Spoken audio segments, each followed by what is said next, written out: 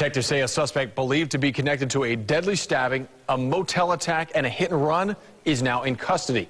And he's made headlines before. Anthony Giancola is a former principal of Van Buren Middle School who was sentenced to a year behind bars back in 2007 after he was convicted of buying crack cocaine in his office.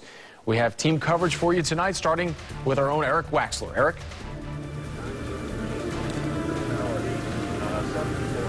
Jameson, a wild day here in Pinellas County. It all started right here on this street just before 11 o'clock in the morning. You can see it is still a very active scene as investigators search that house on 35th Way in Lealman for evidence.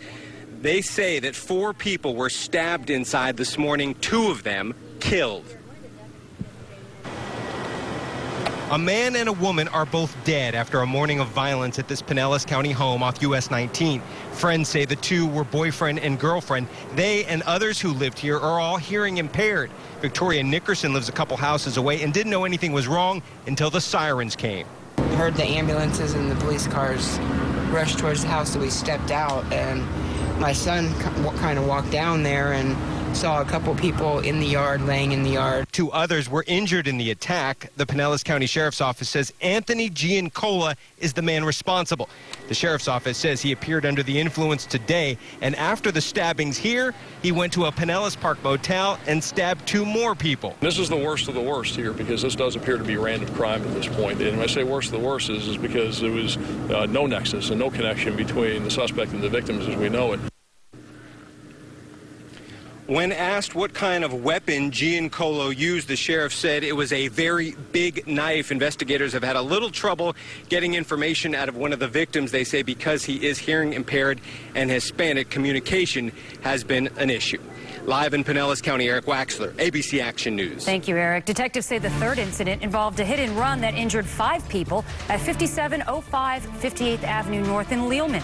And that's where Jacqueline Ingles continues our team coverage for us tonight. Good evening. Good evening. Investigators say Giancola started this part of his rampage right here in the parking lot of this convenience store.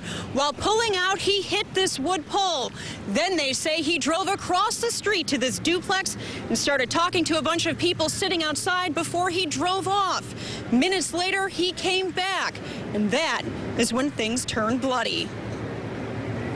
This Lealman man was watching as the man police identified as Giancola crashed his burgundy sedan into his porch, hitting 4 of his friends head on. There's all the people's clothes that was sitting here. He busted them all up.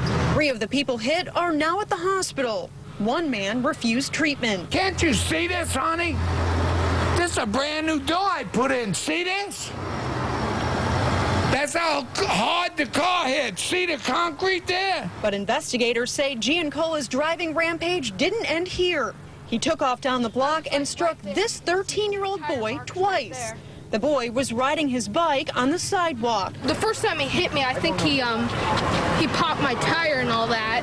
And then the second time he hit me, he bent this, and this dug into the ground and stopped him. Cole Price tells ABC Action News it was no accident. Well, I don't know. I don't know what was wrong with that guy. Instead of sticking around, police are telling us Giancola gunned his car and drove off, and ended up abandoning his car at this restaurant a mile away. The restaurant is across the street from the motel where police say he attacked 2 people. A cook at the restaurant says he was outside smoking when a white pickup pulled up and the man police identified as Giancola jumped in. Investigators say Giancola's mother was behind the wheel. He had blood all over him, and he told his mother that she would be very proud of him because he just killed 10 drug dealers. Family members of some of the people mowed down on this porch tell us their loved ones were just innocent victims. The sheriff went on to say when they found Giancola wandering near his mother's house, he was intoxicated. Live in Lealman, Jacqueline Ingles, ABC Action News. Jacqueline, thank you. A similar story.